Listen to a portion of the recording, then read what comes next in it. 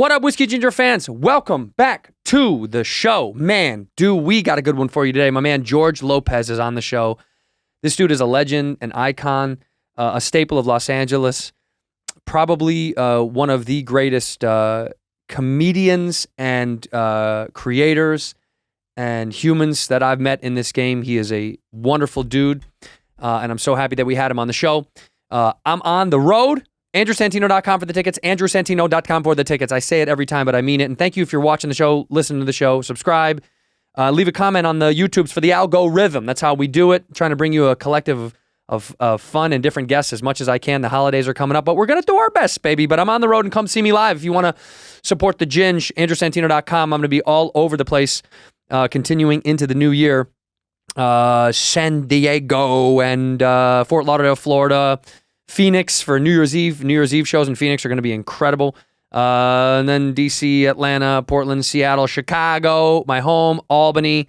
We're adding dates and as we go. So go to AndrewSantino.com for them tickets. Enough rambling from me. Let's go to the episode. In here, we pour whisk, whisk, whisk, whisk, whisk. You're that creature in the ginger beard. Sturdy and ginger. Like vampires, the ginger gene is a curse. Gingers are beautiful. You owe me $5 for the whiskey and $75 for the horse. Gingers? Oh, hell no. This whiskey is excellent. Ginger. I like gingers. Ladies and gentlemen, welcome back to Whiskey Ginger. My guest today is one of my favorite people on earth. I say that for all my guests, but I mean it once again today. It is the legendary, the OG, LA's finest, George Lopez. Thank you for coming, man. Yes, sir, man. Nice to meet you. This is huge. And George said he wanted something to drink, so I broke this out. My boy Whiskey Pete gave this to me. This is Blanton's, and this was dumped on 8/14/18. So it's a special bear. It's more beautiful. special than this, but I figured I got to crack it out for you, do it. man. Yeah, why not? Look at it, it's so old that this is falling right off. Oh, wow. Yo, so tell me, we were just talking off camera, which is funny you said that because you brought up, I saw last night Adele did like that private performance at the Griffith Park Observatory. And Pretty amazing, man. I mean, there's a guy, Neighbor Next Door and Citizen. I'm on both. Neighbor Next Door is for what fucking Mexicans call fucking metiche, like a motherfucker that can't mind his own business. You pull in and then the house across the street, the people look and they go back, and my grandmother was that way. And metiche is a great fucking word, like somebody that butts in. Metiche. And so all that shit that fucking comedians and awesome, man. So wait, Griffith Park though. Wait, tell me, we were talking before. Griffith Park, yeah. So Griffith Park, the observatory. Oh, so the Neighbor Next Door app. There's a guy that takes beautiful pictures. A coyote, a deer, the sunset, the observatory, beautiful pictures. Right. And Neighbor Next Door in that neighborhood is like, I'm leaving town. Can somebody watch my cat from 4 p.m. Saturday till noon Sunday? And somebody would. And it's just, I have a weed party at my house. Like, I haven't had it in 2 years. You're invited. I want to go. I have a weed party in my house. And it's called Who Weed in My Pool. Who Weed in My Pool? Yeah. Because, when I bought that house, some guys came over that I grew up with, and they were like, hey, can we smoke in here? And I was going to say no. And then I realized I wasn't married anymore. I didn't have a kid in the house. And I said, fuck, of course. Yeah. Weed, yeah, go for it. Inside, right. Whatever, man. So these dudes started to come over, and I said, hey, should I have a fucking party? Like, just have some music and have some food and just invite people. And we were on that Comedy Get Down tour, me, Charlie, Eddie Griffin, Sed, and DL. And the next day we were at the Forum, and the next day was an off day, and I had my first weed party. And Babyface was there, and fucking Ed Asner and Larry Fishburne and all these Does Ed dudes. Asner burn? Yeah, Does he smoke? He didn't burn. Oh. He just sat there and checked out all the chicks and kept telling all the big guys how big they were. You're a fucking horse. What the fuck? I was hoping he burned. I was like, if that dude smoked, cheers, by the way. Cheers, brother. Yeah, and rest in peace, Sad. Rest in peace, Salud. It was awesome. That's dude. That dude is a legend. So you'd have all these people come to the house and get smoked out. Ooh. It's good, huh? Oh man. Yeah, that's smooth. That's this bottle. You can check it out. That's some good jazz right there, man. Weed, had a guy runs a dispensary up here, music, had a little combo, had a DJ, selfie booth, henna tattoos, porn stars, Eddie Murphy, guys I went to school with, Damn. Gino Rodriguez, like around our tests, everybody. Yeah. And it just became this thing. And then the poster was a pool with a splash of a weed leaf with me in the middle. So we left that outside the whole day. Right. Then neighbor next door, they're like, what's going on at this house there that there's a sign out there all day with a marijuana leaf, and my kids go by there, and what is that saying to the neighborhood? What is it saying to the kids of this area? Should we say something? Should we be upset? Who lives there? There's screaming coming out of the backyard at 9 p.m., and then they're going, I was going to call the cops, and then somebody said, George Lopez lives in that house. And then he's on this app, so if you want to tell him something, tell him. Right, on the next door app. Fucking silence. Not a fucking word after that. Like, right. I'm no thug, but, these are just people that, they're metiches, man. They talk behind people's back. Right. So Citizen, somebody goes, go on Citizen. So neighbor next door is pretty much like, if anybody wants to go for a walk Sunday, I'm available. And Citizen is like, I'm shot. There was a dude fucking guys at a flasher down my street, like 800 feet. What, with a flash his dick out? Flash his dick. I'm like, what the how could be one so fucking different than the other? No coyotes, they found a body in a fucking rug out by Griffith Park by the fucking Greek. Oh no, that's right. I heard about that shit. Yeah, that's crazy. But one app ignores all of that shit. Right. And then the other, it's almost like in the old days, like if you were on Johnny Carson, you said, my show is on another network. Right. There was fucking 3 of them. Right. There was only ABC, NBC, CBS. Yeah, that's it. It's like they ignore all the crime. Yeah. And then Citizen is keep it real, man. The other one, it's one for snitches. It's one for snitches. And then there's one for fucking thugs. Legit shit. Don't go out shit. Fucking get shot. Did you do Carson, by the way? I did. How many times did you do it? I just did it once. One time. Check this out. So, I was working at the Maxim Hotel in 1980. It's Christmas of 87. My grandfather died in 88. Had to borrow some money to bury him. I was out there. I was making $750 a week, doing shows Tuesday through Sunday, two a night. And I was staying in the Maxim Hotel. I would walk across the street to Al Phillips, the cleaner, leave my suits over there, pick up like 2 cheeseburgers and Doritos and a bottle of Diet Coke, and come back to the room with the USA Today every day at 10 o'clock. Like clockwork. Like clockwork. I pick up the lifestyle. Ron Schock. Ron Schock was on the cover of the Life of the USA Today Life. Mm-hmm. A big picture of him, and it was a year later, and it was about Johnny Carson retiring and how there's only 6 more spots for new comedians. Yeah. So I'm sitting in Las Vegas, just only working there, really not on the road, maybe not so much, but just pretty much stuck there. And I look and I go, fuck, man, it's like fucking Willy Wonka, like fucking right. 6 fucking golden tickets. 6 golden tickets. And I'm never thinking that I would get one. Right. So I go back to LA, and Shapiro West, Seinfeld's people, George Wallace people, they were going to come and see me on a Wednesday at the Improv on Melrose. And they come to see me. And as they're standing there, Jim McCauley comes next to him, and they look over, and Jim McCauley's watching me, and he says, do you represent this guy? He goes, no, we're thinking about it. Well, if you do, tell him I'd like to see more. So, of course, they see me, and they go, I think we got you the Tonight Show. Fucking bullshit. They were standing next to fucking Jim McCauley. They didn't give me shit. And then I went over there, and it's like those things that I'm sure nobody does it anymore. Like, say you're Jim McCauley, I come in, he goes, okay, what do you got of this? And you do it in front of him, just you and him. Doing stand-up in the room for an executive right there is so wild, fucking man. Crazy. It's crazy. I mean, you're just in a little box room. Sometimes there's a camera on you, and there's a little 19-year-old dude who just moved here recording you with the headphones on. It's so fucking uncomfortable. And nobody can do it. I don't give a fuck. No, I don't care how hard you crush. And it's always fucking awkward. So I'm talking, no laughs. Yeah, nothing. And he goes, okay, I'll tell you what. I don't like this in the front. Move this to the middle. Move the back there. Move this here. And then none of them go in order. Then they rearrange your whole set. The whole fucking shit. Yeah. I go home, and I work a week, 10 days. I'd fall asleep on the fucking pen. I'd wake up, the pen would be stuck right here. And then the next Wednesday, I go over there, and by chance, he walks in again. And he comes up to me, and he goes, hey, are you doing any of the stuff?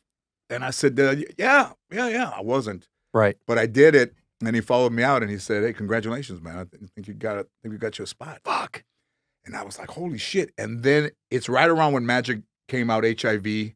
Oh, and wow. then I was on that week, and Bill Cosby bumped me. And then I got bumped, and all my friends are like, comedian friends are like, man, you're never going to get on now. Once you bump you, because those guys that got bumped and never got back on. Yeah. So I got bumped, but I got like the next Wednesday. They slotted you in. They were like, we'll get you next Wednesday. Yeah. Did you think that they were going to fuck you on Wednesday or no? I did. Yeah, you were like, that's not going to happen. I'm going to get slid off until it goes away. Crazy, man. And then I did it with Lisa Stansfield and Bob Newhart. And Johnny Carson was getting some death threats from crazy people in Burbank. Why? So I think it's just those fucking stalkers. Like, Oh, yeah. Just a like stalker was more dangerous back when somebody would just turn up behind your car. Right. Or by your right. fucking They would just house. show up. Yeah. It wasn't about the internet. They would be like, I'm coming. They'd call, I'm coming. Or they'd fucking come from, I mean, look at Robert Blake was sending letters to that lady. She came out. And, Yeah. You know. So after the show, he comes down the hall. These police come down the hall, and they go, clear the hall. Everybody clears the hall. I'm fucking standing in the doorway like, I'm fucking clearing the hall, man. And he comes around the corner, and he's got this, like, polyester, the big knotted tie, liver spots on his hands and his right here, and he stops. He shakes my hand. He goes, that was great. Maybe talk to Jim. Come back one more time. I was like, I don't give a fuck about coming back one more time.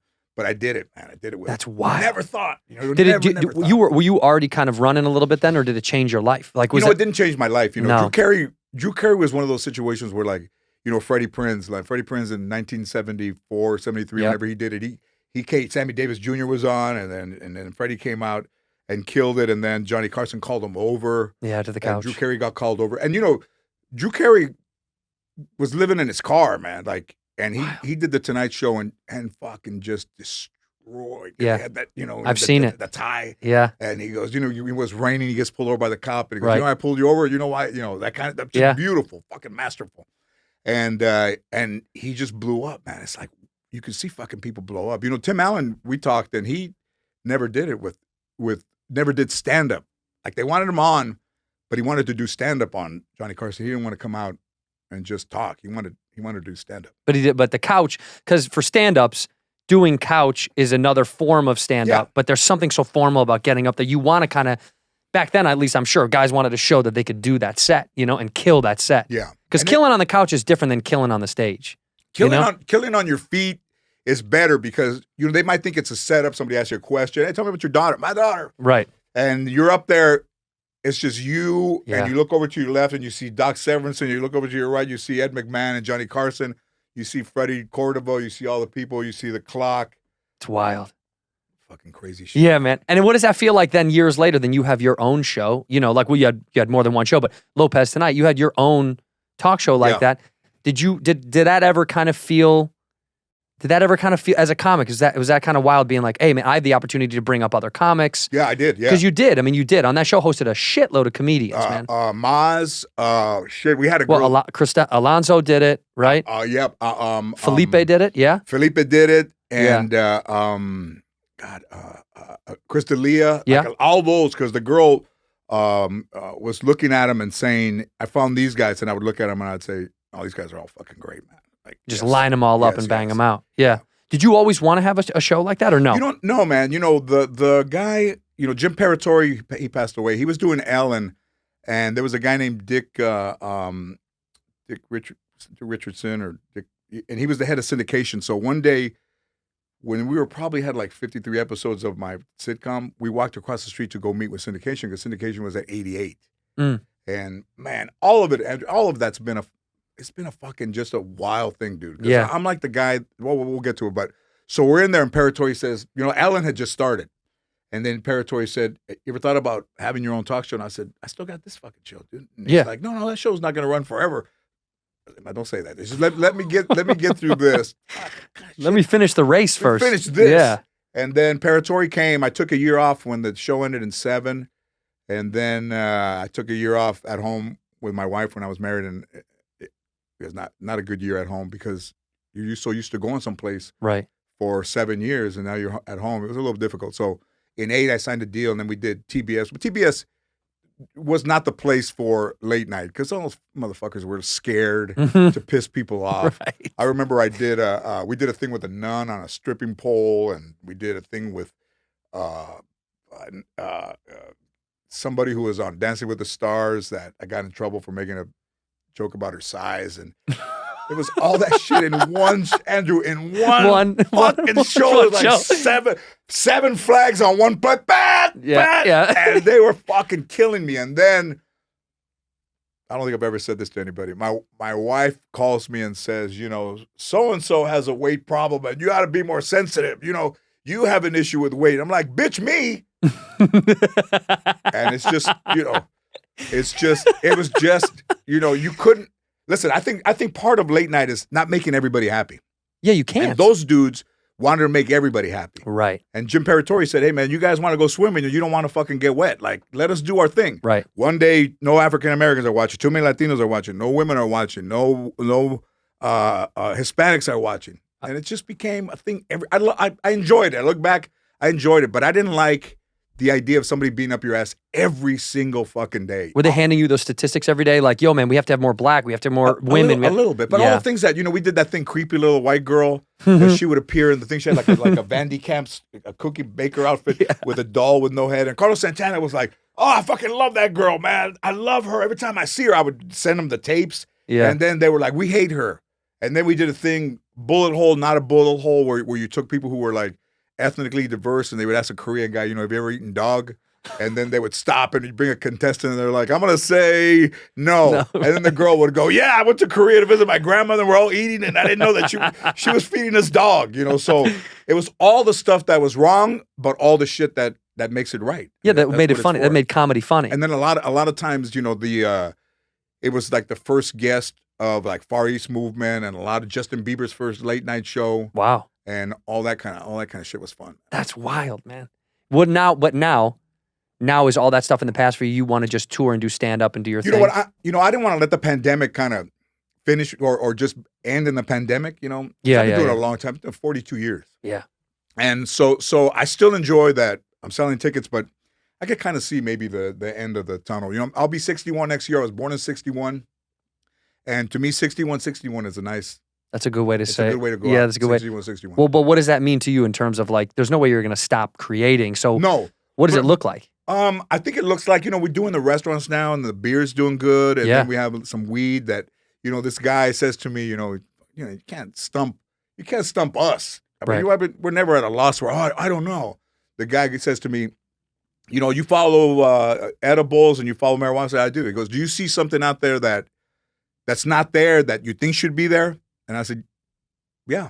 He goes, what's that? How about Vicks, the mentholatum rub that everybody uses? Mm-hmm. How about you put CBD and THC in Vicks? Mm-hmm. And we did it.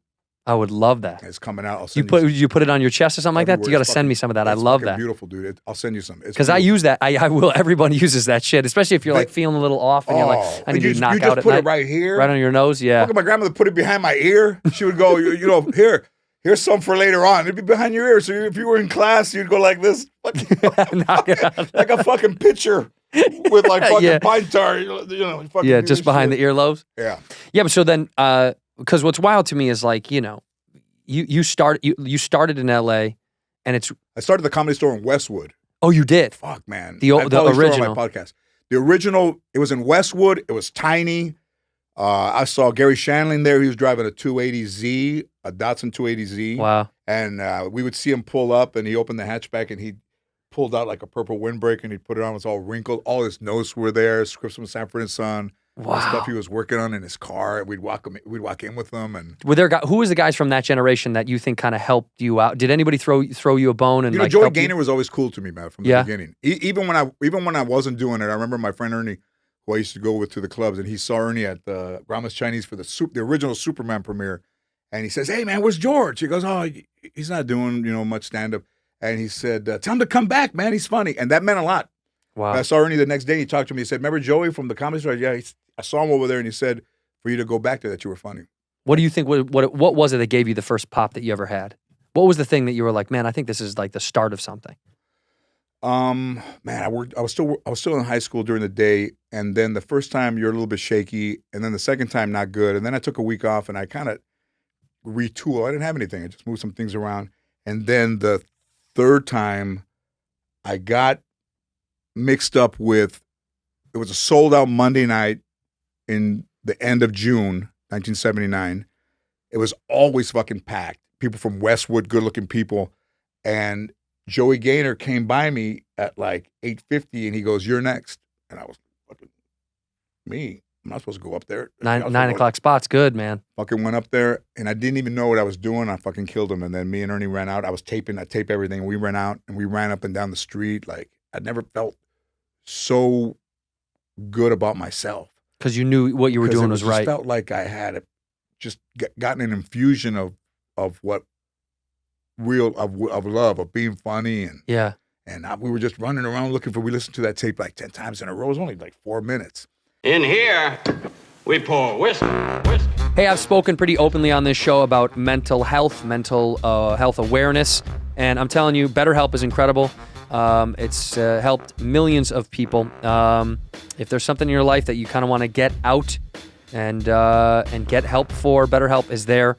It's not a crisis line, okay? Like we've said this many times before. It's professional counseling done securely online. It's not self-help. They're there for you. You can start communicating in under 48 hours, and you log onto your account anytime from anywhere and speak to your counselor, and you can change counselors if need be. You don't like it, switch it up. You're not going to go to an uncomfortable waiting room and be underneath those big bulky lights and feel weird as some guy pens through a highlights magazine that someone else completed in 1998. It's a lot better to do it from the comfort of your own home or office or car or Airstream or wherever you are. You can log in. And BetterHelp is, they're committed to facilitating great therapeutic matches. It's more affordable, by the way, than traditional offline counseling, which is huge because it gets expensive. And BetterHelp wants you to start living a happier life today. They're also recruiting counselors. So if you're out there and you're one of those people, you can also do that. And you can read their reviews at BetterHelp, H-E-L-P, betterhelp.com/reviews to check it out. And visit betterhelp.com/whiskey. That's better, HELP.com/whiskey to join the over 1 million people who have taken charge of their mental health with the help of an experienced professional. This podcast is sponsored by BetterHelp, and Whiskey Ginger listeners get 10% off their first month at betterhelp.com/whiskey. Hey, since you're listening to this show, I think it's safe to say that you love listening to podcasts. Well, you can find a ton of binge-worthy podcasts, including ours, on Amazon Music. Amazon Music has more than 10 million free podcast episodes to listen to. Pretty amazing. Amazon Music isn't just for listening to podcasts, of course. They have thousands of music stations and top playlists to stream completely for free. But you won't, man. And no matter what you're listening to, you can go hands-free with Alexa. Alexa, play Britney Spears. I'm a slave for you. Weird. If you're like me and you want your music on demand ad-free, you got to try Amazon Music Unlimited. They sent me a subscription to this, and boy, oh boy, it gives you unlimited access to over 75 million songs, as well as podcasts, music videos, and much more. Amazon Music Unlimited, you can listen to any song, anywhere, offline with unlimited skips. I love this. This was huge, because I travel all the time. You can't be online. Even with the Wi-Fi on the planes, you don't really get it, but you can have offline Amazon Music listening to all these songs, which I was huge with, because when I travel, it's annoying, and you run out of episodes of Rick and Morty to watch, so you do have to have something else loaded up in the chamber, and Amazon Music listening to stuff offline was pretty incredible with unlimited skips. There was no regulation on that, so I loved it. If you've never tried Amazon Music Unlimited, now is a great time. Look, you're getting everything else from Amazon. Why not get your music as well? For a limited time, new customers can try Amazon Music Unlimited free for 3 months. No credit card required. Come on, dude.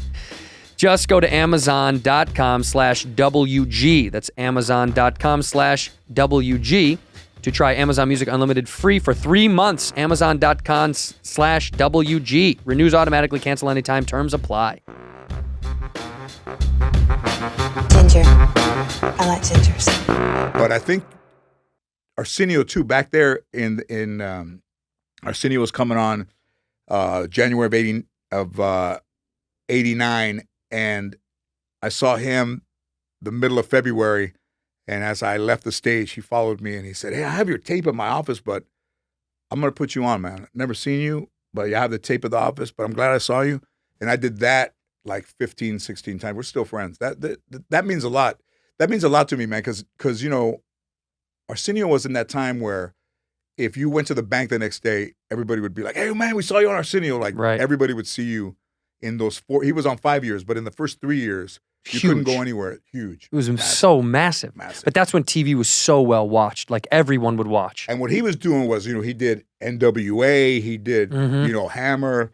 I was on that show he did with Vanilla Ice where he, the tough question. He called him out a little bit. He called him out. He called him out. Green, green fucking suit, I remember that shiny ass suit. And I guess he was at the American Music Awards the night before. He was hungover, and they're going like, "You might have to put you first. First, I'm gonna put a comedian first."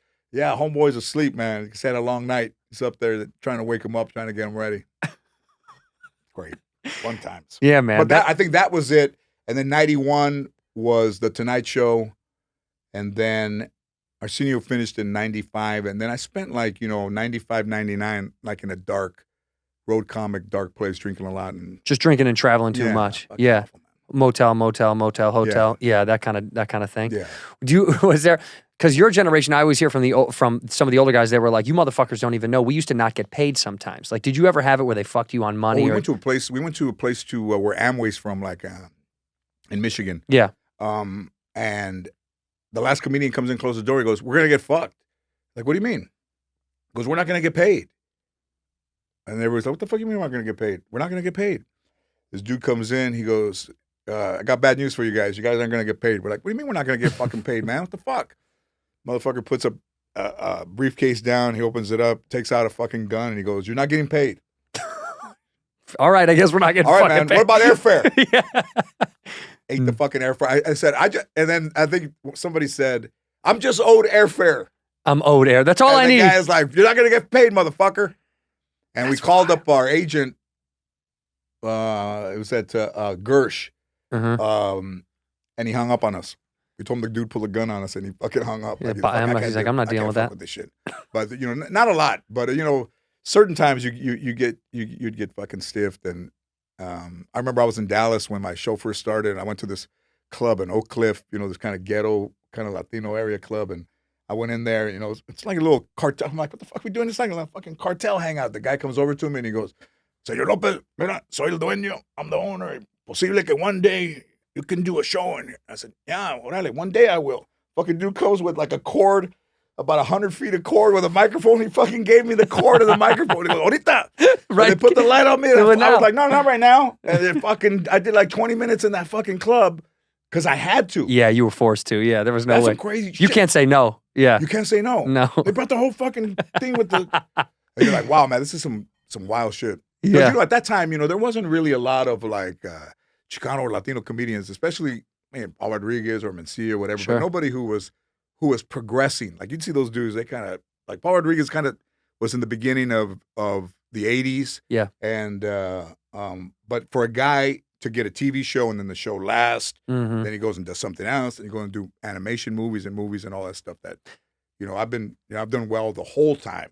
Yeah, no, I mean, well, that's what's interesting. I mean, you say it, but I've thought about that a lot, about how there's such a rich Latino community in LA, obviously, but also as far as Latino comics goes, in your generation coming up, it was mostly you doing clubs with all white dudes. I mean, there wasn't a big faction of Latino comics. I mean, and if they did they not want to go play those white rooms? Did they want to do more East LA rooms, or were there more Latino rooms that were only Latino comics? No, not at all. No.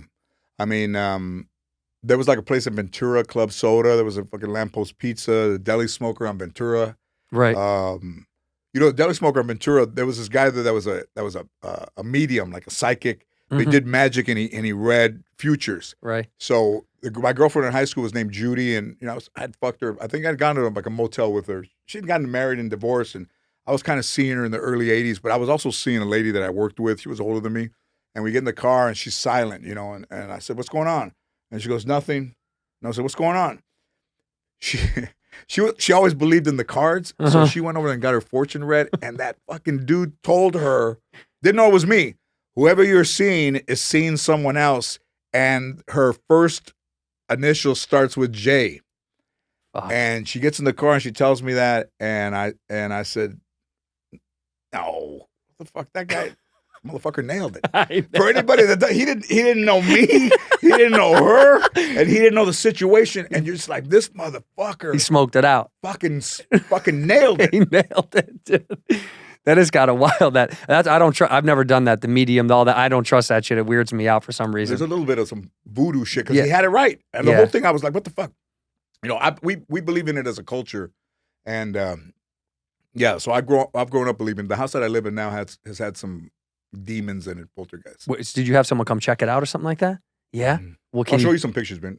You got to tell me though. Because to me, like I, as a kid, I remember going to my friend. My good friend had a split level house. Right, half of the bottom was below the ground and half was above. Yeah. And they had said that the woman that lived there died in the house. She fell down the stairs and died. So one night we were in the basement, and I never was into all that shit. I never bought it. I was like, I don't know about spirits and all that shit. And one night I'm sitting there, and we had gotten high, and my buddy went to bed. I was in high school, and I couldn't go to sleep. And I kept looking up at the stairs, thinking, I'll go in the kitchen and go eat something, And as right as I was getting up, I hear the kitchen door. There was a pocket door in the kitchen between the bedrooms upstairs, and I hear it. You can hear the pocket door, and I'm thinking, oh, maybe his brother's up. I'll go say what's up. So I go up there, and the door is closed. But I was like, I heard it open. I know for a fact it was open, right? And I open it up. I go in the kitchen. He's not there. I think nothing of it. I go back downstairs, and I'm sitting on their pull-out couch, watching TV. And I look over at the stairs again because I'm like, man, that's so strange. And I swear to God, to this day, it's never happened again. I saw a thing come right around the stairway and to the left. Like an orb? I couldn't even tell you what it was. I could feel it. I saw it. I know what it was, but I can't articulate it. But from then on, I was like, I'm not sleeping in that fucking basement. I'm sleeping upstairs, outside in the garage if I have to. Well, you know what? If there's people out there that don't believe in that shit, yeah, it's all you got to do is look at YouTube. Some of the stuff is false, but there's a lot of stuff. I was always into like abandoned buildings. So, my daughter gets me watching YouTube. I'm not watching YouTube at all. Right. And now that's all I fucking watch is YouTube. Yeah. But in the house that I bought, which is crazy, man, because, I lived in Toluca Lake, loved it. Yeah. Bought one house, the show moved around the corner.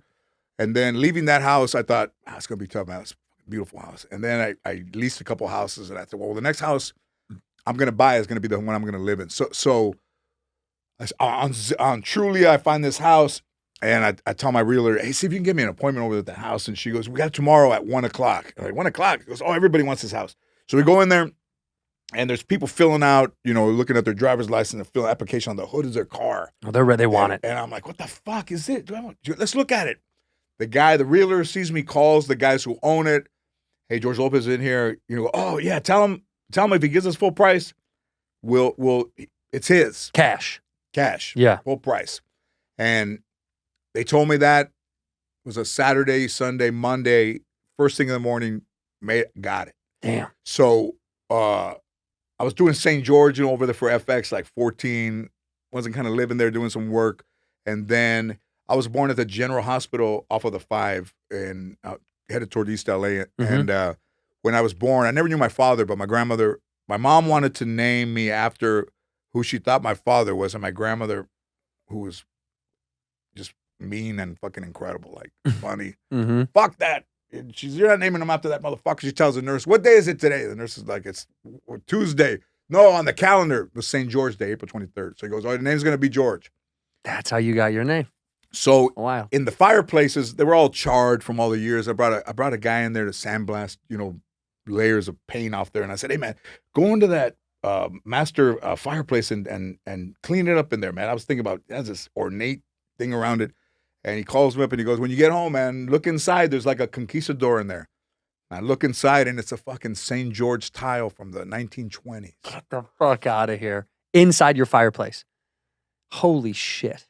But this is damn, George. This right here. Did that fuck you? Does that fuck you up when you felt that? I mean, it's like that's like something else. That's hard to explain. Let me see what you got. So this one here, it'll say numbers at first, which is not me, and then you'll hear banging and you'll see orbs flying and a flash. But remember, I live alone. Okay, this is solo. So this is me holding the camera. Okay. Look at the orbs flying around. Holy shit. Wait till you hear the banging. What is that high-pitched noise? What is that? It's a sound for the dogs. Okay. I mean, that is so... That's in your house. You're alone. I'm holding the camera. What the fuck? That's so loud, George. Loud. Oh my God. Holy shit. What do you do though? You sit in it. You sit in it. You let it just happen. You know- want to just feel it. You want to because I'm the kind to do this. I'm in my car. I'm gone. You know what, man? I was pretty cool with that, but then I felt like there was, check this out. I felt like there was something on the right side now. That was in the left in the hallway. I mean, you can also see those little light that the light is going. Are you sitting in your bed recording that? You're sitting in your room and you just wake up and hear that? Check this out. So on the right side, all of a sudden I'm like, I feel like there's something over there. I take a picture and then there's a rectangle in the picture and I zoom in the picture and this fucking green head is in the fucking painting. It's not in there. Yo, what the fuck? It's not in there. You see that fucking green head? Yeah, man. So what are you doing about this now? That fucking green head right there? Yeah. And in that video I showed you, if I zoom it in, there's something in the reflection in the picture in the hallway that is God. that is moving while I'm talking.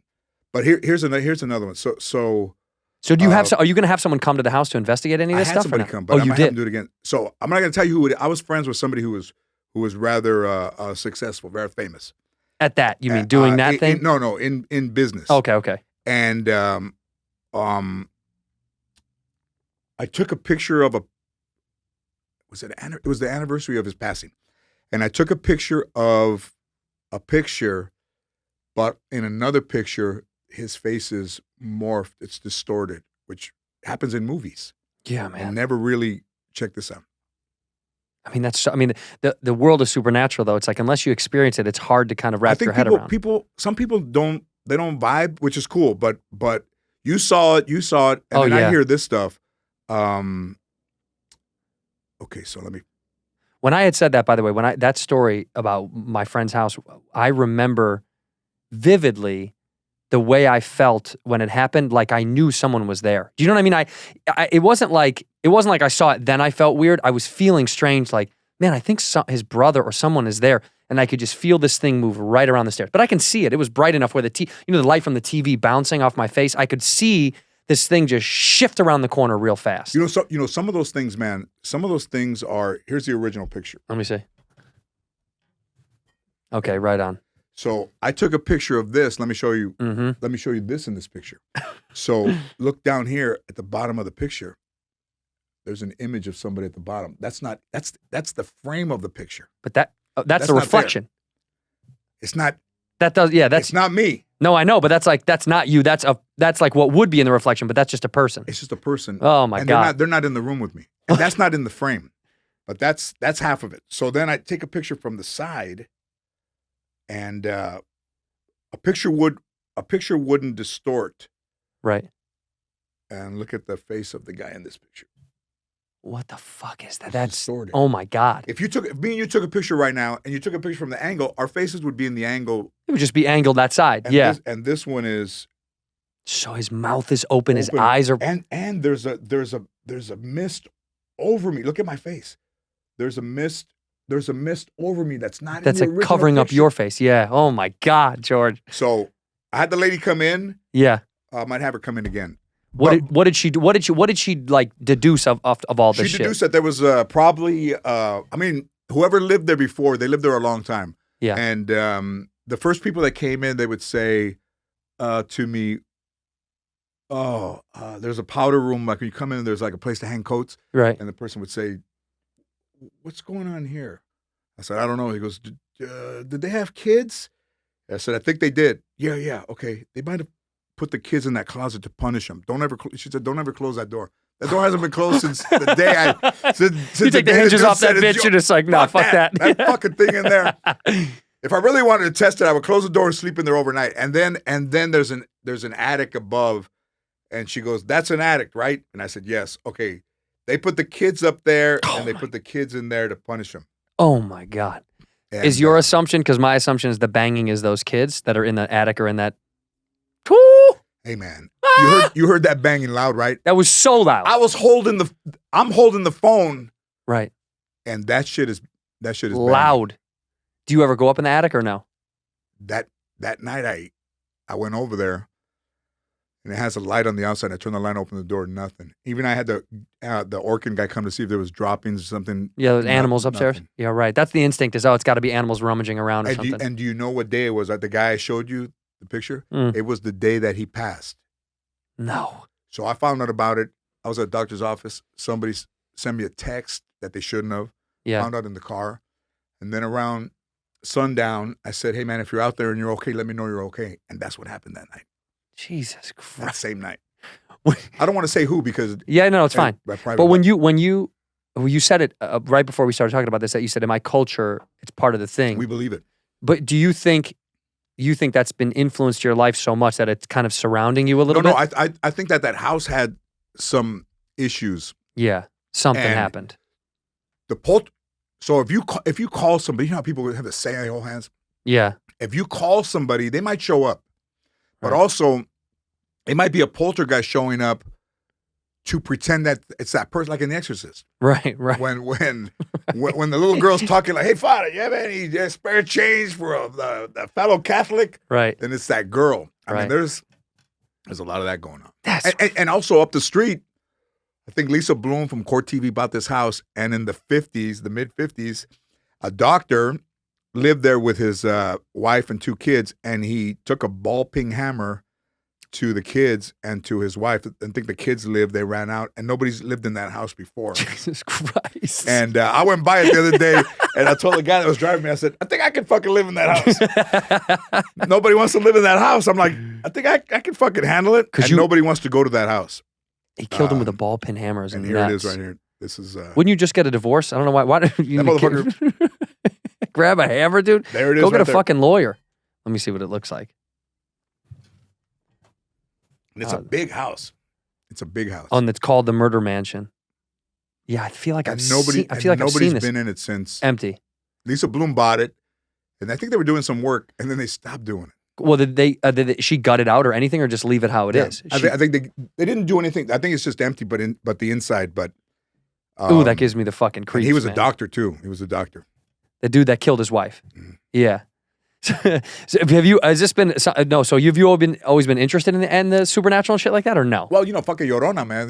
That whole story about the woman that drowned her kids is like the whole Mexican folklore, of stuff, Right. So in the special I did on Netflix, the uncle that you'd say you could ask him any question and he'd answer it. You go, hey, who would win between Annabelle and the Llorona? Who? The little doll? Fuck, Llorona would fuck that little doll up.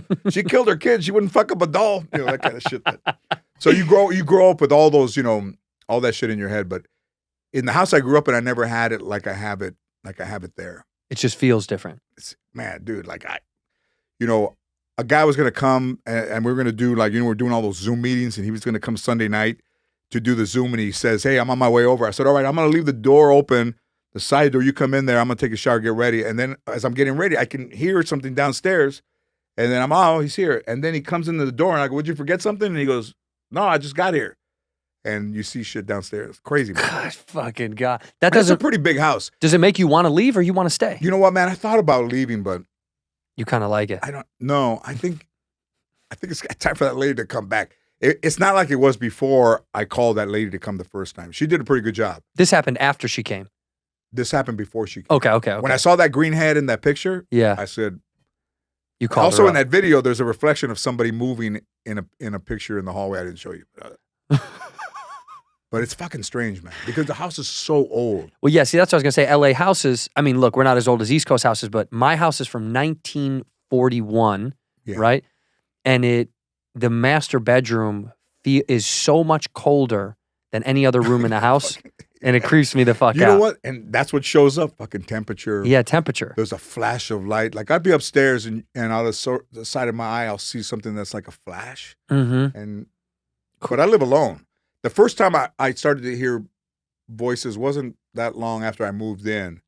And I heard, Ma! And I was like, what the fuck? And I'm like, someone's in here.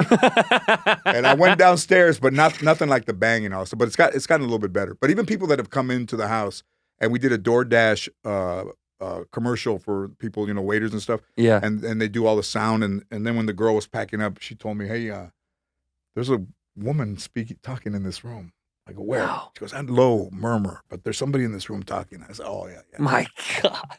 That's the night I want to come over and do the who weed in the pool. I want to smoke weed with you and then sit around the house real quiet, listening for shit. It's in that room right there. In here, we pour whiskey.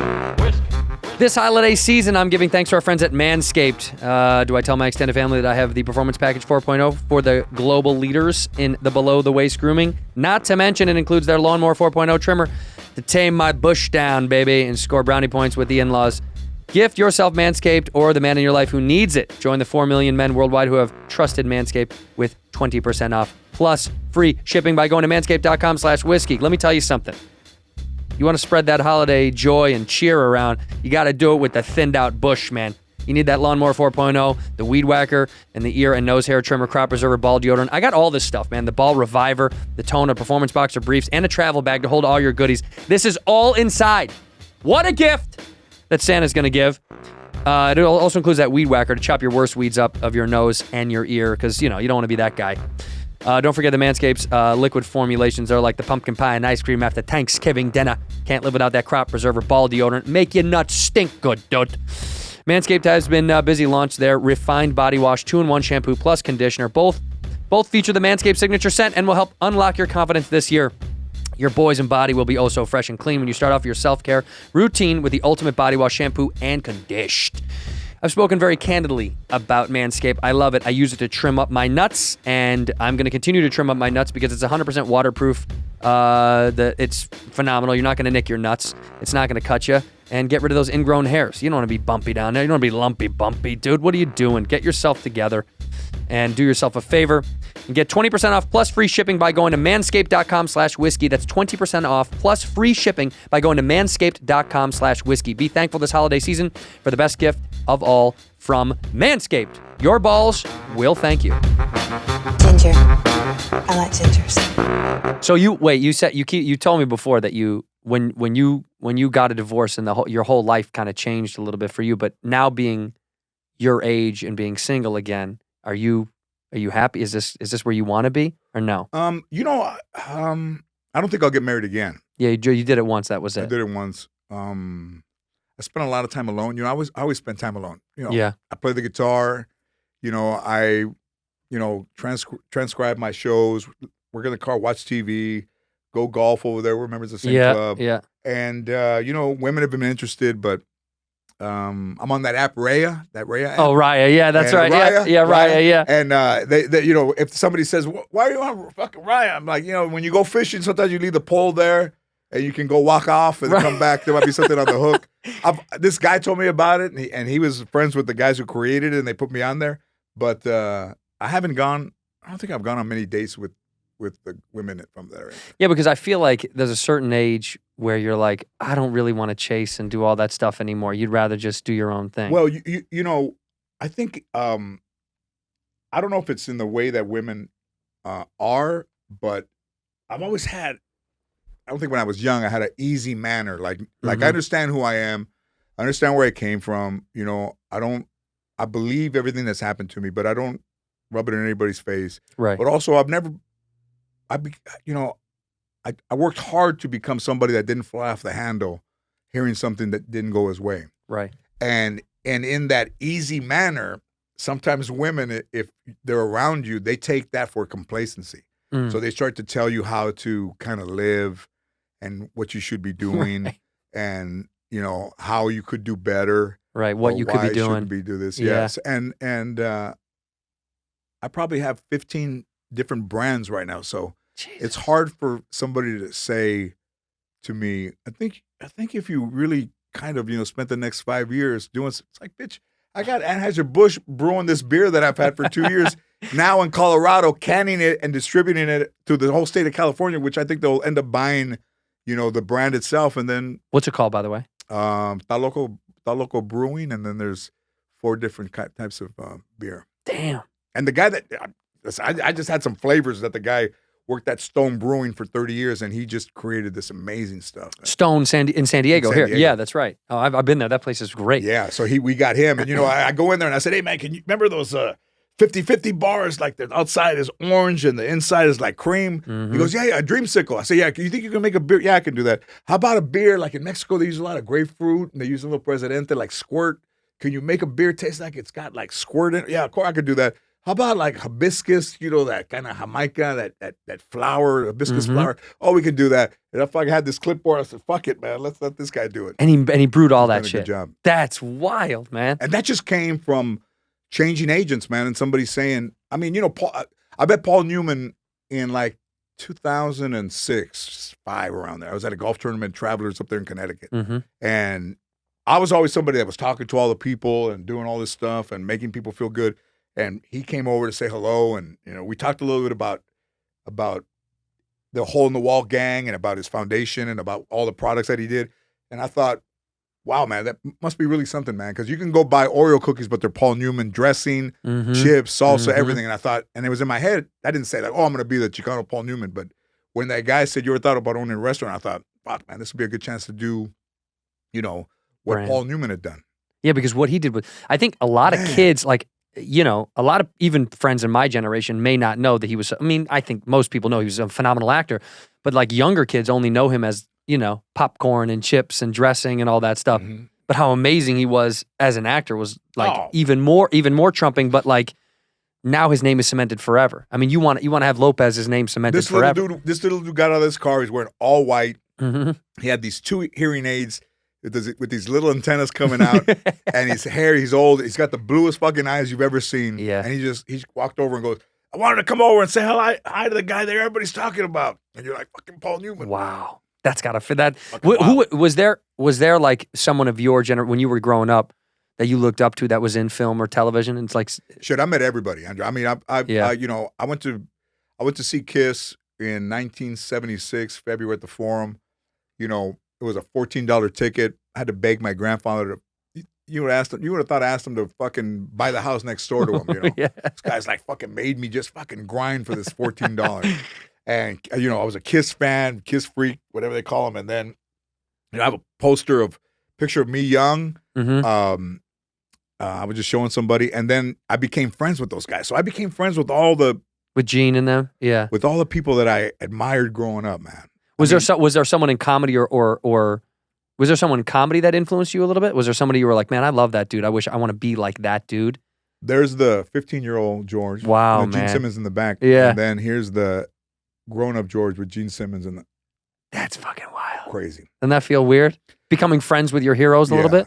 But I think, I saw Pryor. I would go see Pryor at his house, and Freddie Prinze Jr. and I became friends because Freddie was like the reason I started doing stand-up. But, to see Eddie Murphy, to have Eddie Murphy come to your house was fucking crazy. To have Eddie Van Halen come over and give me one of his amps and have his guy Matt come and plug it in and then play Unchained in my house was What the fuck? fucking amazing, man. And this may feel weird for me to ask you, but like, do you feel?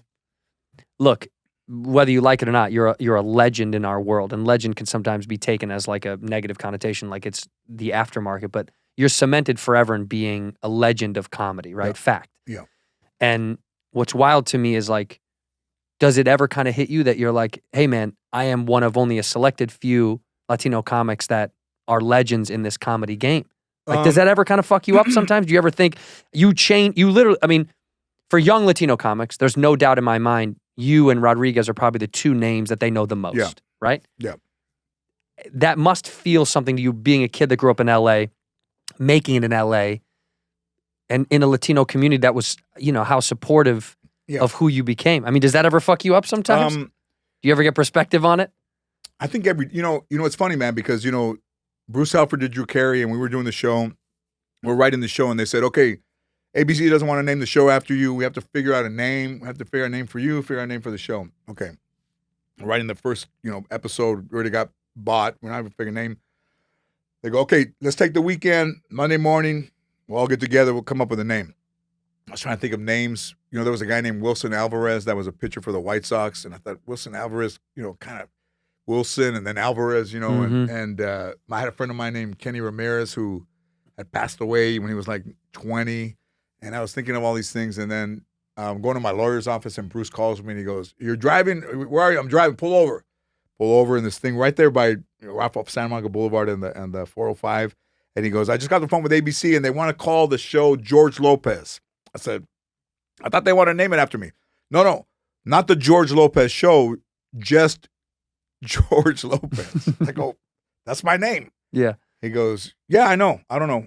And he goes, but listen, he goes, I've gone through the whole thing with Drew, and I've been with Drew when people, hey, Drew Carey. So he goes, know that if you name your show George Lopez, like wherever you go, people are going to be in success. People are going to be like, hey, George Lopez.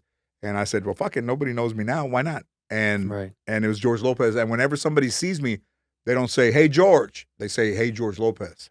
Oh, wow. All in like one word. Right.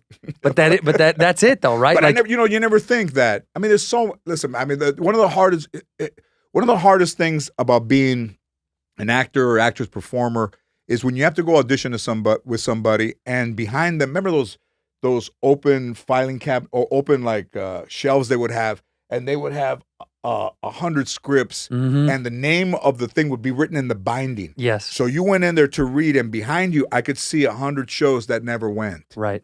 And then you're looking at that. I don't think they do it intentionally, but when you remember that you've gone to places to audition, and behind them are hundreds of fucking shows that never went. Why would you think that your show would make it? Yeah, that's and wild. then you just figure, I'm just gonna work harder than everybody else. And it ended up fucking working crazy, out, man. It's crazy, It fucking dude. worked. It's crazy. The star on the Hollywood Walk of Fame was a big deal because when we were 15, I had a friend of mine, Guillermo, who worked at General Motors, and you could buy a car for like, a third of the price, and he had this fucking Trans Am, and he'd take the T-tops off, and we'd go to Hollywood Boulevard. But back in time for all my children, at noon, we all watched all my children in the summer. But we would go and walk, and you would see George Burns' star, and I would stand there, and I would think George Lopez, George Burns, never fucking thinking that it was ever going to happen. And in 2006, on the 100th episode of my show, I got my star on the Walk of Fame. Wow. Crazy.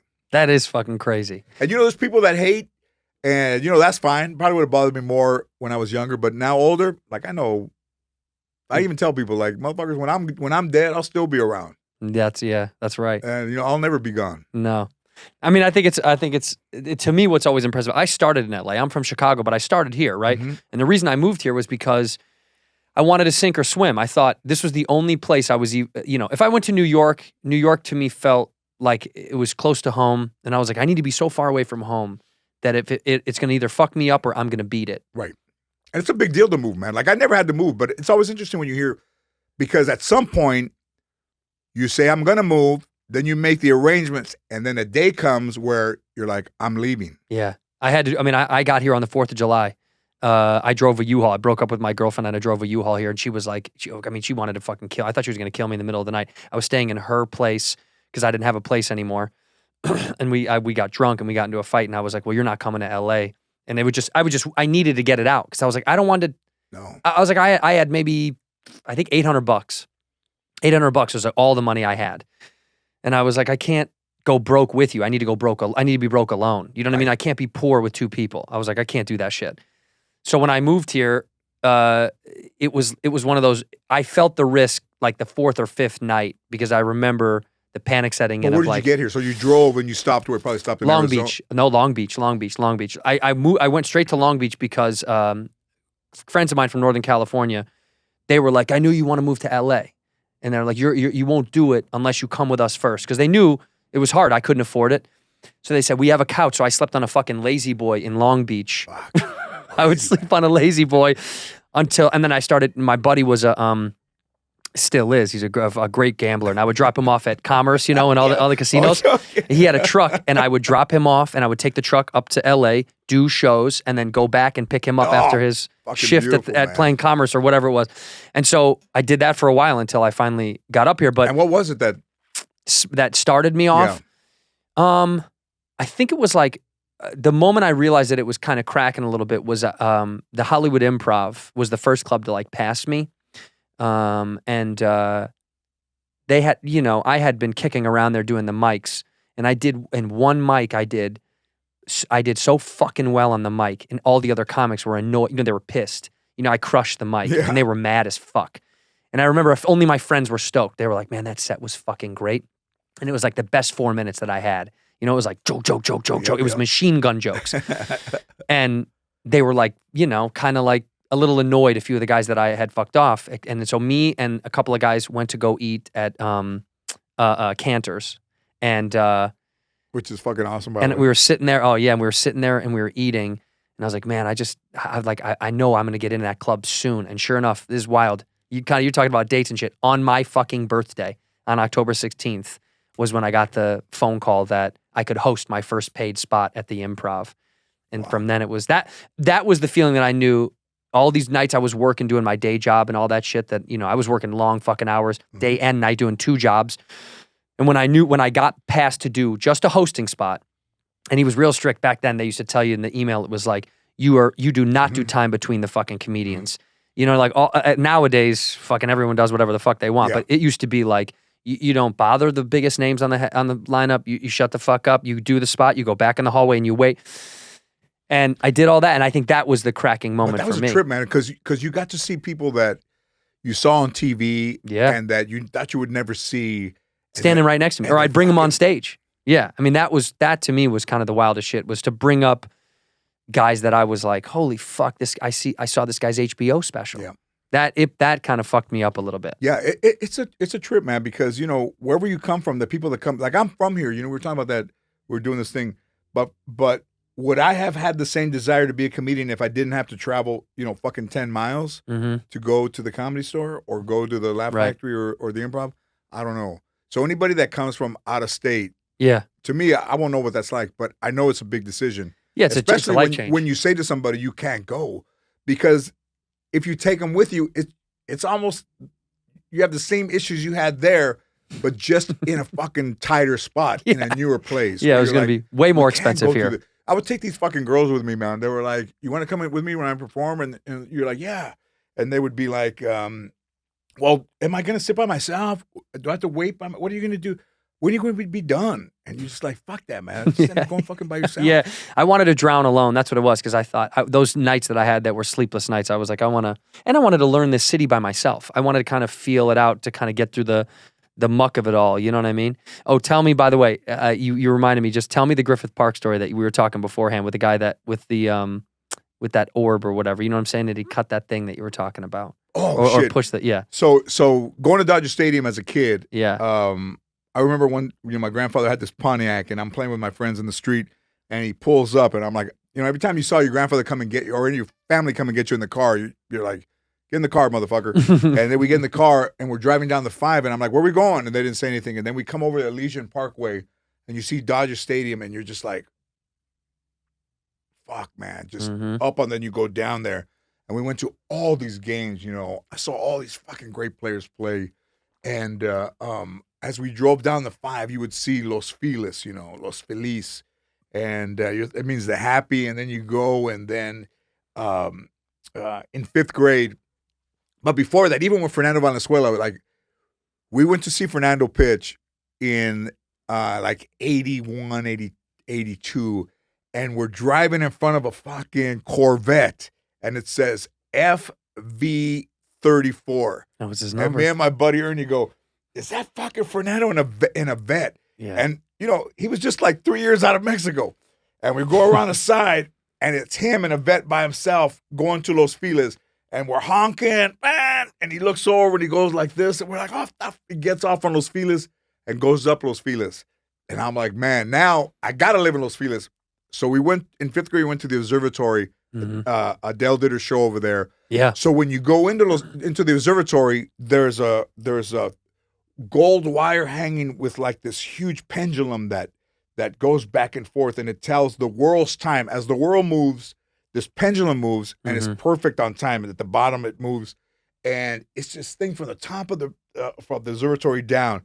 So in 5th grade, we're all standing there looking down, and all of a sudden, this fucking kid reaches out like this, like a hook, and pulls the wire, and the fucking pendulum falls to the bottom. Boom! And that wire goes up to the top, boing, boing, boing, like you see in the movies, like just like a pigtail. And fucking all these fucking guards come out at the observatory, like, everybody outside now. They're fucking grabbing you like this. What the fuck? So there were all these like 3 schools there, and they fucking interviewed everybody to see who did it. Of course, everybody fucking thought I did it. But the guy that did it, I really didn't look at him, but all I could just see was somebody lean over and pull on it. And pull it, man. Why'd they think it was you? Were you that kind of kid that did that shit all the time? Were you always in trouble? Mm-hmm. I don't know. Yeah. I think so. But you're a little Chicano, a little dark motherfucker. You'd be like, that guy did it. But the sound of that fucking gold pendulum hitting the bottom of, not prepared to hit the sunk bottom in of your that, head. man. Yeah, it wasn't And supposed that to. wire going, and I don't think I've been in there since. And seeing the Adele thing, it's like I had to go in there again. And then, but they threw everybody out. Man. Yeah. I mean, that thing had never been disconnected. I think since the starting of the observatory, and I live right around the corner from the observatory. Are you over there now? Yeah. I'm over there right now. Yeah. What feels like? What part of LA feels like it's changed the most as you've grown older in the city? What? The Hollywood Boulevard, Sunset, because you're in Europe. I never really traveled as a kid, and then you start to go to Europe, and then you'll see that they'll have restaurants on the bottom and then living on top. Yeah. And that was never kind of the way in LA. And now if you go down Hollywood Boulevard, they have commerce down below and then above residential above. Yeah. And it's destroyed that whole kind of look of like you go down Fairfax or you go down La Brea, and it's all just that stores down there and then living above. Right. It changes the dynamic of on YouTube you could look and see somebody drive down the Sunset Boulevard in 1979 versus now. Yeah. But to drive, my buddy Nerdy and I would go in his Chevy 66, and I remember we saw Richard Deacon, the boss on Mary Tyler Moore, or Alan Hale, the skipper from Gilligan, had his own restaurant, and I saw Alan Carr, who did Saturday Night Fever.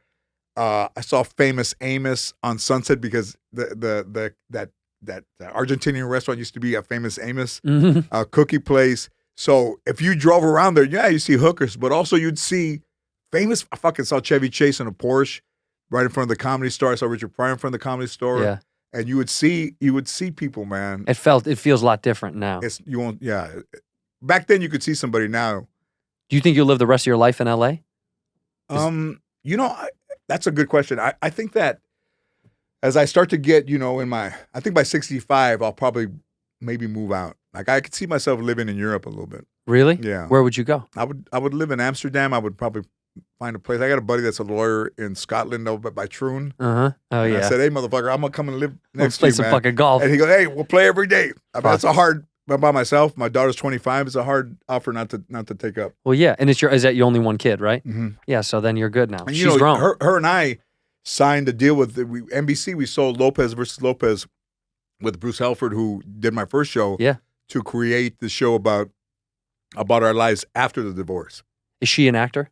She got into Second City. Oh, no shit. When she was 19, she went to Second City, and she's good. She went to Campbell Hall out here, and I think that she was so charming in the Zoom meetings when we sold the show. I think they were more excited to talk to her than to me. Like I remember I said something, and they were like, "Okay, anyways, dated." You're like, I'm George Lopez, by the way. But also, you don't want to be dated. Like you don't want to say some shit where they go, "Okay, Dad, thanks." That kind of shit. Right. Did she do that to you? Did she?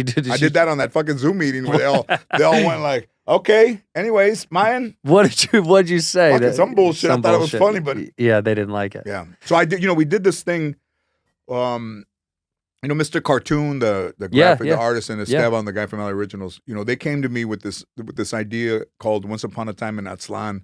All of Aztlan, Mexico, it used to be LA kind of thing about this, like it's Sopranos. This guy that works at a linen factory. He's the boss, and he's got a son who he's estranged from, another one that just got out from stealing cars, and a daughter that runs a club, and then a daughter that goes to UCLA, and then I'm playing I'm a grandfather in this. Wow. In this fucking thing, and you can't believe it, man. That's wild. And I'm doing this scene down under by the 6th Street Bridge. I got this 1939 fucking Chevy, fucking badass car. I'm driving it. We collect cars. It's kind of like that car lifestyle in LA. Yeah. And I'm like, hey, don't ever come down here without me, all right? And we're going down here, and you just see these cars and cartoons. You're just like, fucking man, crazy. Mr. Cartoon did that show with you? He's the executive producer. Where's it on?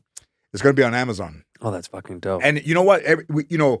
We sold it as a thing, and then they make you do like a pilot of it, so they cut it in half. But today's the last day of shooting. I finished yesterday, but it's good. Pretty solid, man. It's good. And those guys, like, as much as you love those guys, they're Chicanos, so they're like, hey, we got to do it like this. And you're like, no, let's do it like this, and then if we get picked up to series, then we'll do it like this. Right. Well, let's do it more like this first. Right. You have to. That's part of the business. I learned from Bruce, man. I learned from the best, man.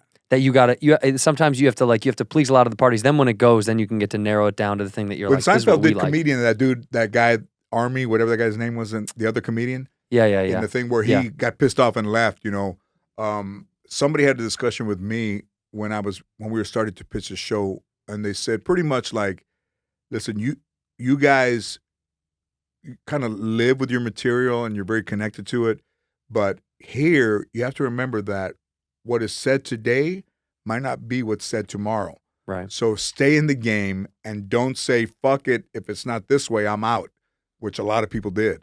Yeah. And then you're out of the game. Stay in the game until you see what's going to transpire in the game.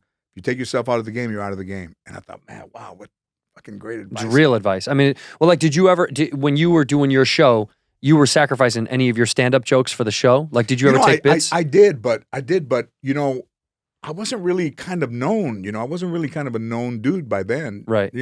I don't think I'd done some CDs, but it wasn't like I was giving up the best stuff that I had. Right. So, my grandmother was the basis of the mom, and then the wife was a little bit different from Ann, but then having a daughter, but the friend was named Ernie. And it was just really kind of the stuff where,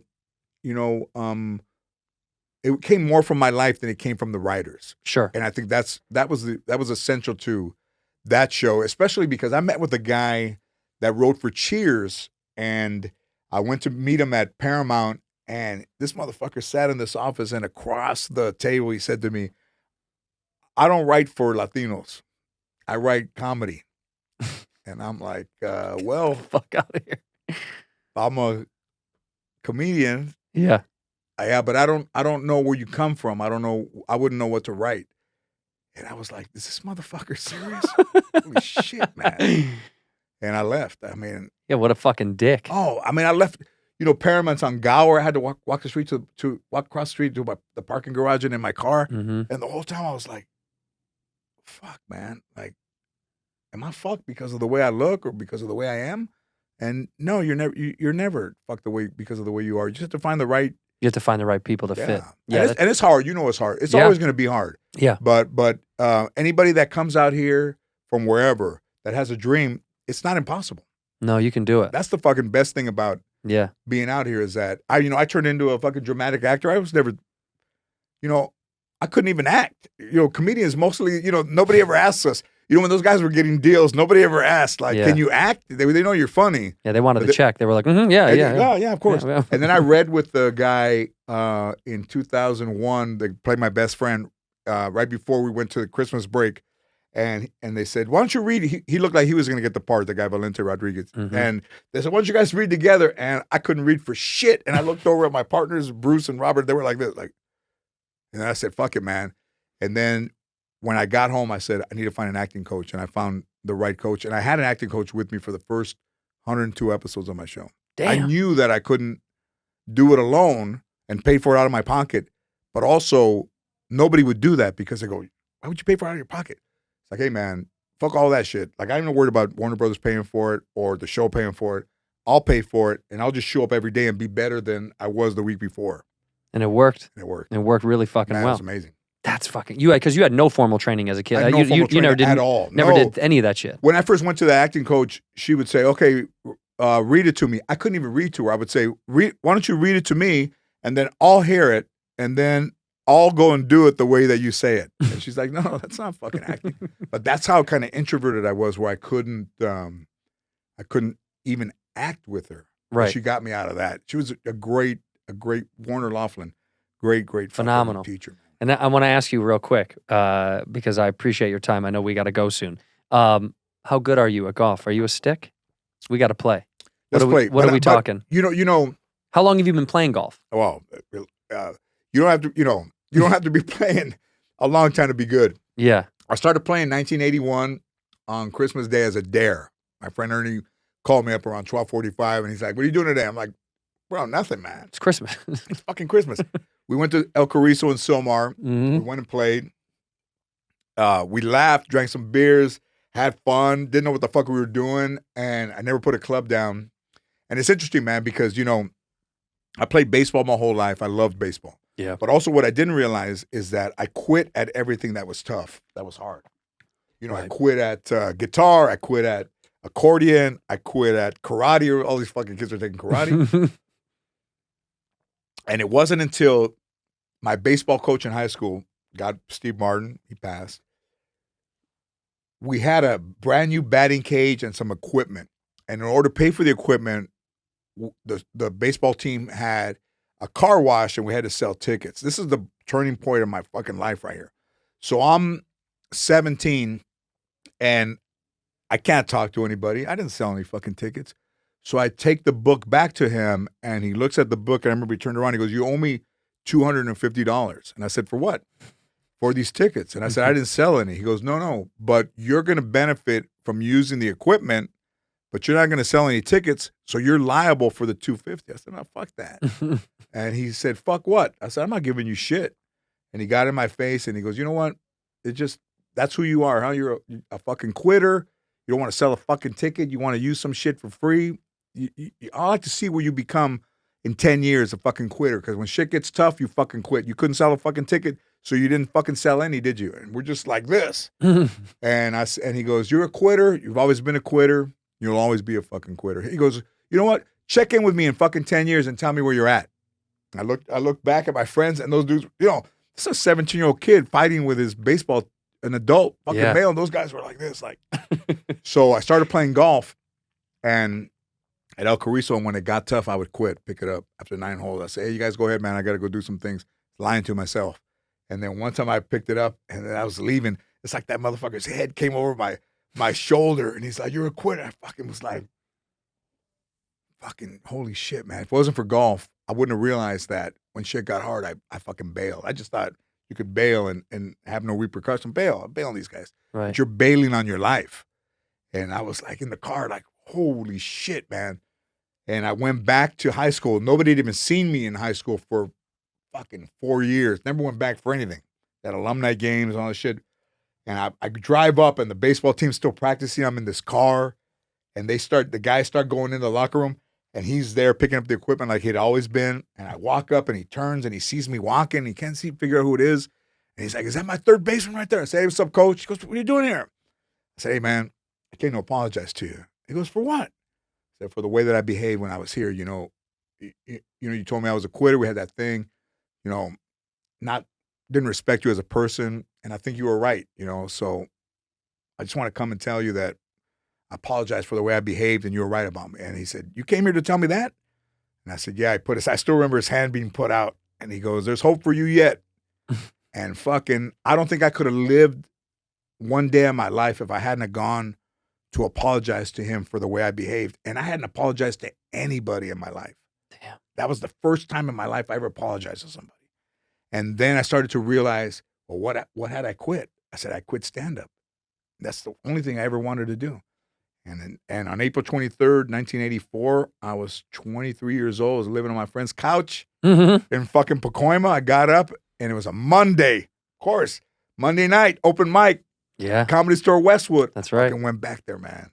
That was the and beginning. I started again, and I said, I'm not going to quit until I realize what happens, good or bad. Yeah. Wow, man. Fuck, George. Fucking, I don't think I've ever told anybody all of those. That's fucking wild, man. And even though I'm older and I fucking see, I still remember myself as a fucking young guy. And, I appreciate you coming from Chicago and doing all the things you had to do because I know it's not easy. Yeah, it's a grind. It's virtually impossible, but it's not impossible. But whatever impossible is, us making it is just fucking right there. Yeah, it's right fucking and there. A lot of motherfuckers quit and they could have made it. Yeah. And I thought I'd never wanted to be one of those dudes that, like that guy Joey said, was good and I never gave myself an opportunity because I quit on myself. I mean, I had a lot of guys I started with that I thought were phenomenal comics and they quit. So many guys that were fucking, amazing joke writers. And they quit, and I was like, man, if they just didn't quit, if they just had that like extra push to go through the shitty times, they would be huge. But, that's a part of it. It's all hard, man.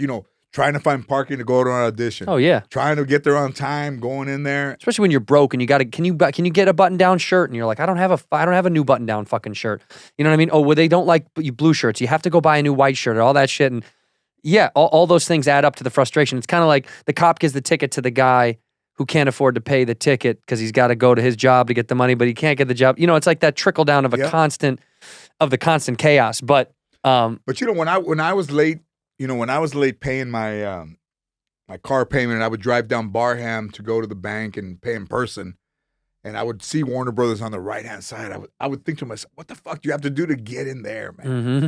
It just seemed like this fortress, man. Like, it is. What do you have to do? Put up those big fucking walls and gates. They would put all the shows up there. Right. And I would think, what do you have to do to get in there? And I got it. Figured it out. Gotta fucking work hard. All right, George, are you on the road right now? Are you going to do some dates? Can we talk about some dates or no? What are you doing? Do you know what you're I'm doing a little bit. This comes out in a week. Where are you going to be? I don't know, man. Yeah, just go to the website. That's where he's going to be. They're almost go to GeorgeLopez.com. Yeah. Go check out George on the road. We're boys now, man. Yeah, man. We had a connection, brother. Hey, man, we got to crack them. I want to go play. I've been playing. I started playing when I was. I mean, my dad loved golf, and he's terrible at golf. It's so funny. He always loved golf, but when I was a kid, my grandfather was always this. He was a fireman, and he always made fun of his thing was like making fun of the rich. You know, that was a rich man's game. Yeah, of course. And then when golf slowly became something that you could do at park districts in Chicago, started owning courses. So they were much more affordable. You know, it was like in the early 90s, you could go play golf for $25 at a, you know what I mean? Yeah. And then my grandfather got into it when he retired later in life, but he always used to shit on golf. We'd make fun of it. So in my mind as a kid, it was always this rich guy sport. Yeah. Even today, people say that, but you can be a guy who makes an average living, a good living, and go play public courses. They're fucking everywhere. But you know, also if you go get some like shitty golf clubs, and you go hit some balls. Hitting balls is good fucking therapy too. Oh man, it feels so nice. Just go to the driving range. And somebody goes, "Oh yeah, but it's all expensive." I go, "Dude, you can go get a set of old clubs for like $100, easy. You can go get an old shitty set of clubs and go smack them around." And I started around high school, and then I quit. Because I didn't want to do it anymore. I don't have a beautiful story about a coach, but I gave it up, and then I started again because I was like, I need a way to get out of my own space because I was always working. It was always like either I'm trying to do stand-up or I'm going to this audition or I'm trying to create this. And at some point I was like, I want a little bit of getaway time. And I started again probably in my late 20s maybe, you know. I kind of really started to play again because in college I would just go get drunk with friends and go smack balls around and we'd never finish. Yeah. But you know, when you're by yourself, it's a great getaway thing because you're still thinking, but you're not in some one place stuck. Yeah. And you go over and you putt a little bit and stuff like that. I get away from this. I mean, the business and the life and all that stuff. Like all I'm thinking about is fucking around and golf. Yeah. So it's a good getaway. We'll play. Who you had some sponsors to help you get in? Yeah, I will. I got some guys. I'll tell you off camera who got me in. I'll tell you the way they snuck me in there. You know, when I got in there in 2004 and I've been in there this whole time. And then when somebody wants to be a new member and they ask me, would you write me a letter? I was like, yeah, I might not be the right person, but I can direct you. I can direct you to who the right person might be. But I think golf is you know, if it wasn't for golf, I'm not sure that I would have the life that I have. And it just seems so kind of innocuous that it would be golf. But, you know, Lee Trevino and I are friends, like family, fucking calls all the time. And we talked. It's been a great. It's beautiful. A great thing to have, yeah, it's beautiful. All right, my man, George, I appreciate you. Look in that camera right there, and we end the show the same way, one word or one phrase. I used to say one word, and then some people were like, well, I don't know a word.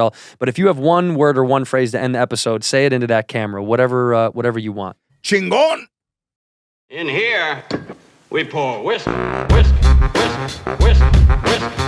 You were that creature in the ginger beard. Sturdy and ginger. Like vampires, the ginger gene is a curse. Gingers are beautiful. You owe me $5 for the whiskey and $75 for the horse. Gingers? Oh, hell no. This whiskey is excellent. Ginger. I like gingers.